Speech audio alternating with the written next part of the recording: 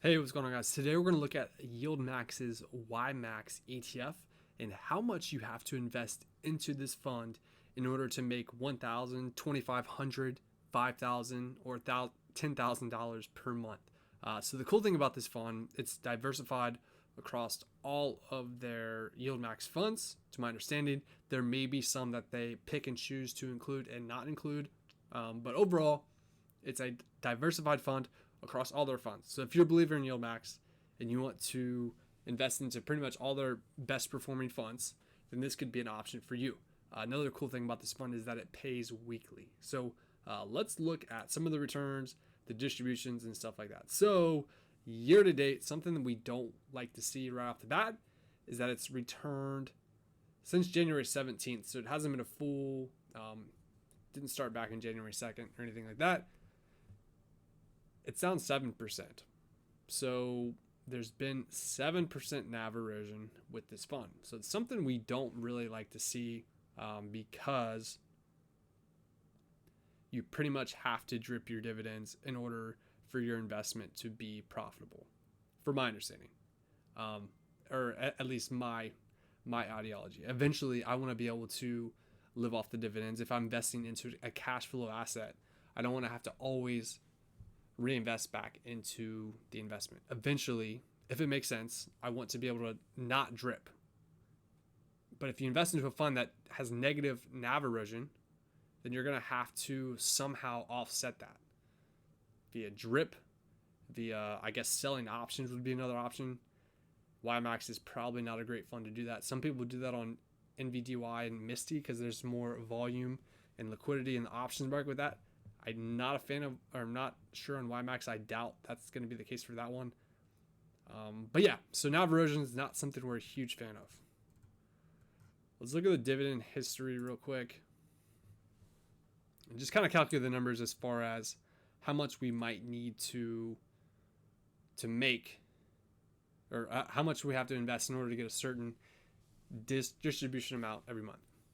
So according to their last distribution, it was 23 cents, 30 cents, 24 cents, 15 cents, 11 cents, 22 cents. So you can see right off the bat, the dividend is very volatile, right? You know, it's going to fluctuate a good bit. It looks like there were a couple months here that they were pretty stable.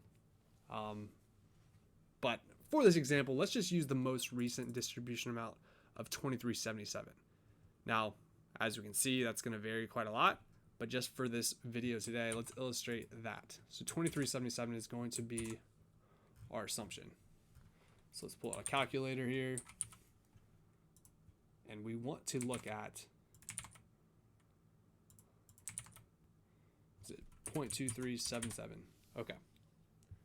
So in order to receive, I guess another thing with this too is it's a little different, and something that I didn't mention earlier. I imagine when it first was put on the stock market, it was just a monthly payer. But the cool thing with YMAX is that it actually pays weekly. So we can break this up into a weekly amount. So let's just multiply this by 4 and assume that's going to be our monthly rate of roughly 95 cents per month.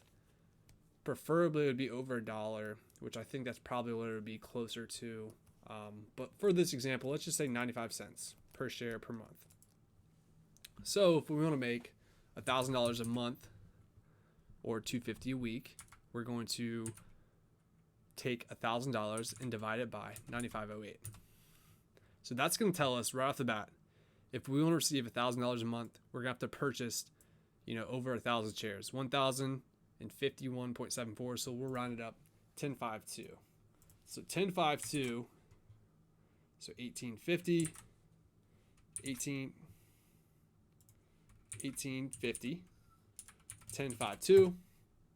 Cool. So this tells us right off the bat, if we want to make $1,000 a month, we're going to have to purchase 1,052 shares of YMAX. And that will pay us roughly $250 a week or $1,000 per month. Pretty cool. Okay. So let's do the next illustration. Let's say 2,500 divided by 0.9508. It's going to take us, 2629. 2629 times 18.5 It's going to take us roughly $48,000, 48.6K, in order to receive $2,500 per month from YMAX based upon the current distribution rate and the current price of $18.50 for YMAX. Nextly, let's do next 5,000 divided by 0.9508. That's going to be $5,000. It's going to take us 52, so we'll say 52.59 times 18.5 to receive $5,000 per month. It's going to take an investment of $97,291 at $18.50. Then lastly, $10,000 per month divided by 0.9508. It's going to take a lot of shares of YMAX. So we'll say 10,517, 10.5. So in order to receive $10,000 a month, it's going to take almost $200,000.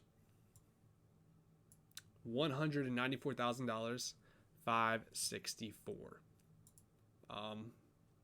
So those are the numbers, and this is quickly how you can illustrate it. So if you come watch this video when YMAX is not trading for $18.50, or if they're not, paying 95 cents a month, they're paying more than that, you can quickly come in and plug in your numbers and kind of get a better representation of how to illustrate how much you have to invest to make a certain distribution amount every month.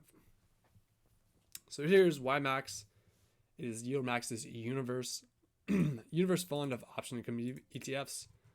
Like we talked about, they have, if we scroll all the way to the bottom here, you can see all the different funds it's a fund of funds, right? So it has all these funds within it. Looks like the highest allocation is 5%.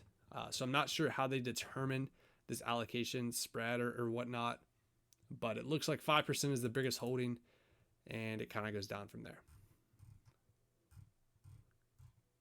The expense ratio is a little bit higher because it's holding all of these funds. So just keep that in mind there. That is one thing to notice as well. So 1.28%, it's getting pretty high there. Their 1% normal expense ratio is pretty high, but once again, they are doing a lot behind the scenes with buying and selling the options. But yeah, that is going to be it for today's video. Once again, a cool thing about this is that they pay every Friday. So it's almost like having a job that pays out every Friday. Some things that are a little concerning to me, right, is the NAV erosion. Hopefully they can improve this. The past 6 months, it's down almost 10%. The past month, it's up 2%, so that's pretty solid. Past 5 days, it's up 0.65%. Past day, it's pulled back a little bit.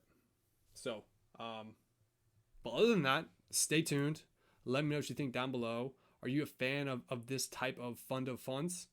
Or are you staying away from this high income ETF and you just prefer to pick and choose, individual tickers? Or do you just are you boycotting YieldMax altogether? Are you selling your own options? Are you just buying curve ETFs? What are you doing? Let me know down below. Would love to hear your feedback and kind of your strategy that you're implementing with these high income ETFs.